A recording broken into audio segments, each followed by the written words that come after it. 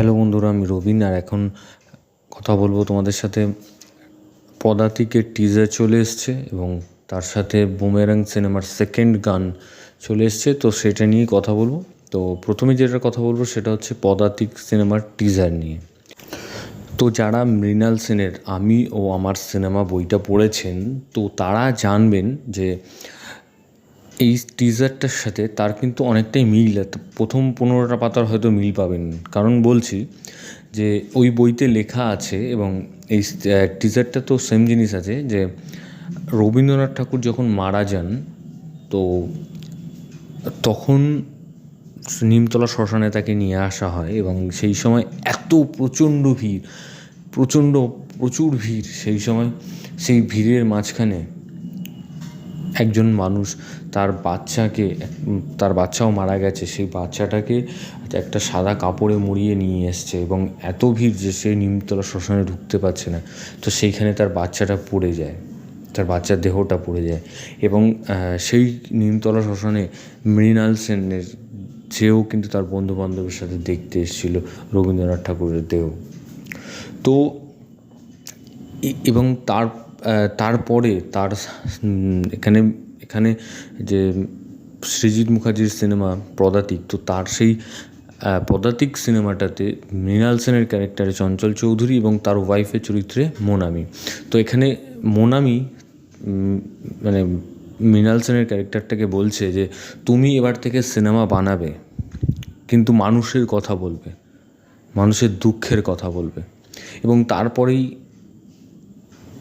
সে cinema তৈরি করছে এবং মানুষের কথা বলছে এবং তার আশেপাশে ঘটে যাওয়া ঘটনা কিছু সেই সব সিনগুলো দেখানো হচ্ছে এখানে।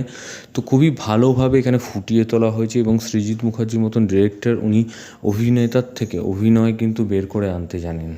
সে আজকে চঞ্চল চৌধুরী এক ভালো অভিনেতা, কিন্তু তার থেকেও আরও ভালো কিছু বের করে আনা।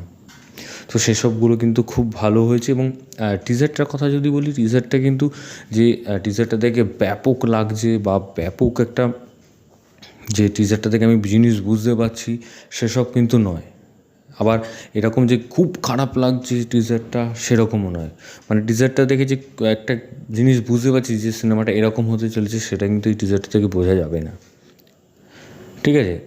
তাও একটা ঘটনা যেটা খুব মৃণাল সেন সিনেমা তৈরি করছেন বা রবীন্দ্রনাথ ঠাকুরের তার দেহ নিয়ে যাওয়া হচ্ছে এবং সেখান থেকে শুরু হচ্ছে এবং সেখানে একটা তৈরি হচ্ছে, সেই জায়গাগুলো কিন্তু বেশ ভালো করে ফুটিয়ে তোলা হয়েছে এবং এখানে চঞ্চল চৌধুরীকে বেশ ভালো মানিয়েছে এবং মোনামিকেও বেশ লাগছে। আর এখানে লাস্টে যেটা আছে যে মৃণাল সেন রাস্তায় শুয়ে আছে এবং কাট বলছে, সেই জায়গাটাও কিন্তু বেশ ভালো লাগছে। এবং ধুতি পাঞ্জাবি পরে চঞ্চল চৌধুরীকে দারুণ লাগছে। আর এখানে প্রথম দিক থেকে যখন নিমতলা শ্মশানে রবীন্দ্রনাথ ঠাকুরকে নিয়ে যাওয়া হচ্ছে, তো সেই সময়ের সিনটা বা তারপরেও কিছুটা সিন কিন্তু ব্ল্যাক অ্যান্ড হোয়াইট রাখা হয়েছে এবং তারপরেই গিয়ে কালার হচ্ছে। যেরকম যখন প্রথম দিকে সিনেমা তৈরি হচ্ছিল, মৃণাল সেন তৈরি করছেন, তখন ব্ল্যাক অ্যান্ড হোয়াইট এবং পরবর্তীকালে যখন কালার সিনেমা তৈরি হচ্ছে, তখন কিন্তু সেই সিনটাও কিন্তু এখানে দেখা হচ্ছে এবং বেশ ভালোভাবে ফুটিয়ে তোলা হয়েছে। তবে খুব যে খারাপ লেগেছে বা খুব যে ভালো লেগেছে তাও নয়, অ্যাভারেজ হয়েছে। তো যাই হোক, এবং দ্বিতীয় যেটার কথা বলবো সেটা হচ্ছে বুমেরাং সিনেমার গানকে কেন্দ্র করে। তো এই বুমেরাং সিনেমার সেকেন্ড গান চলে এসছে, তো যেই গানটার নাম হচ্ছে অদ্বিতীয়া। তো গানটা নীলয়ন চ্যাটার্জি গানটা করছেন এবং সোনু নিগম গানটা গেয়েছেন এবং গানটা একটা হার্ট ব্রেক গান।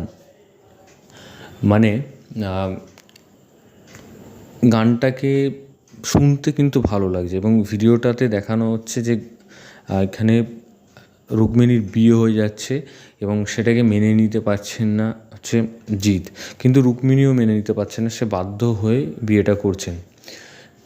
এরকম একটা জিনিস কিন্তু এখানে দেখানো হচ্ছে এবং গানটা কিন্তু শুনতে বেশ ভালো লাগছে। এবং এরকম ধরনের গান এর আগে কিন্তু আমরা নীলয়ন চ্যাটার্জি এবং সোনু নিগমের দেখেছিলাম, যেটা হচ্ছে প্রসেনজিৎ চট্টোপাধ্যায় এবং দেবের যে আমায় মুক্তি দাও গানটা, তো গানটা কিন্তু সেই সময় বেশ ভালো ছিল এবং এই গানটাও কিন্তু বেশ ভালো। এবং যেটা হচ্ছে একটা জিনিস আমি যেটা বুঝতে পারছি না, মানে একটু অন্যরকম লাগছে, এখানে রোবটের ক্যারেক্টারটা প্লে করছে হচ্ছে রুক্মিণী, কিন্তু আবার রুক্মিণীর একটা রোবটের বিয়ে হয়ে যাচ্ছে। তো এই জায়গাটা আমার একটু অন্যরকম লাগছে যে একটা রোবট তৈরি করেছে জিৎ, কিন্তু আবার সেই রোবটটারই কি বিয়ে হচ্ছে বা রোবটের কী করে বিয়ে হয়, তো সেই জায়গাটা। এবং হয়তো এরকম হতে পারে যে রোবট মানে জিতের গার্লফ্রেন্ড হচ্ছে রুক্মিণী, কিন্তু তার অনুকরণে একটা রোবট তৈরি হয়েছে, তার মতনই দেখতে তৈরি করেছে জিৎ। এবং কোনো একটা কারণে তাদের মধ্যে মানে ঝগড়া হোক, ঝামেলা হোক, যা হোক হয়েছে, তো সেই কারণে তাদের বিচ্ছেদ হয়ে যাচ্ছে এবং বিয়ে হয়ে যাচ্ছে রুক্মিণীর। তো এরকম একটা ঘটনা। তো আমরা যতক্ষণ না সিনেমাটা দেখছি ততক্ষণ কিন্তু বুঝতে পারছি না যে কী হয়েছে। এবং এই গানটার কথা যদি বলি, গানটা কিন্তু আমার মনে হয় বেশ জনপ্রিয় হবে এবং বেশ ভালো রেসপন্স পাবে, কারণ প্রথম গানটা বুমেরাং সিনেমার প্রথম গানটা কিন্তু সবার কিন্তু ভালো লাগেনি, যে বলবো যে সবার ভালো লেগেছে, হেভি লেগেছে, সেরকম কিন্তু নয়। মোটামুটি একটা অ্যাভারেজ লোকের ভালো লেগেছে, কিছু লোকের ভালো লাগেনি। এবং এই গানটা আমার মনে হয় প্রত্যেকের ভালো লাগতে পারে, এরকম একটা টাচি গান। তো বেশ আমার এই গানটা দারুণ লেগেছে এবং ভিডিওটাও ভালো লেগেছে। এবং ভেতরে গল্পটা কী হতে চলেছে সেটা কিন্তু এখনও বুঝতে পারছি না, তো দেখা যাক, সিনেমা দেখার পরেই বোঝা যাবে। তো আরও কী আপডেট আছে তোমাদের দিতে থাকবো। তো ভিডিওটা তোমাদের যদি ভালো লেগে থাকে তোমরা কমেন্ট সেকশানে কমেন্ট করে জানিয়ে দাও এবং সাবস্ক্রাইব করে চ্যানেল বাংলা বিবি এবং বেল আইকনে ক্লিক করতে ভুলো না। বেল আইকনে ক্লিক করলে তোমরা সবার আগে নোটিফিকেশান পেয়ে যাবে। ধন্যবাদ।